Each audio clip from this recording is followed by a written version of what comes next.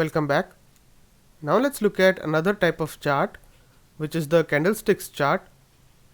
Candlesticks trace their root to Japan, where technical analysis has been in use for centuries.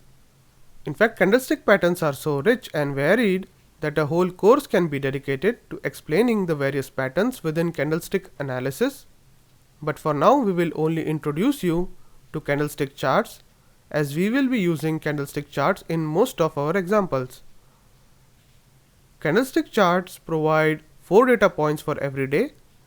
These 4 data points are the opening price of the day, the closing price of the day, the high of the day, and the low price. A candlestick is formed by first drawing a vertical line showing the range throughout which the security price traded throughout the day. This line is known as the wick or shadow of the candlestick. The body of the candle is shaded if the opening price was higher than the closing price, and this would indicate a bearish day. The body is clear if the opening price was lower than the closing price, and this would indicate a bullish day. Creating candlestick body like this essentially gives the body a color combination of black and white.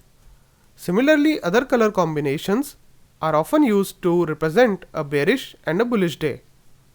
It is common to use red or black color to represent a bearish day. Also, one can use a blue or green color to represent a bullish day.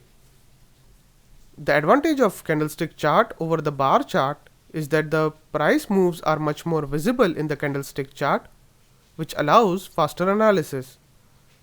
In case of candlestick chart, the difference between opening and closing prices and their relationship to the highs and the lows of the day are clearly apparent. For example, by looking at this chart, you can say that on the third day here, there is significant volatility because the high of the day and the low of the day are considerably apart when you compare it to other candlesticks on this chart. Also, on the fourth last day, the closing price and the opening price are almost the same, and this creates a special kind of pattern which is known as the cross pattern. This pattern in itself has some specific implications. Essentially, this candle is telling you that after a full day of trading, the positive price influence of buyers and the negative price influence of sellers exactly counteract each other, which tells you that this market is in balance.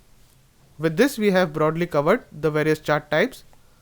The most common of these chart types is the candlesticks, and we have a separate series of videos dedicated to candlestick charts later in the course. For now, we are going to move on to the next video, where we will look at some other considerations that you should be aware of when it comes to charting.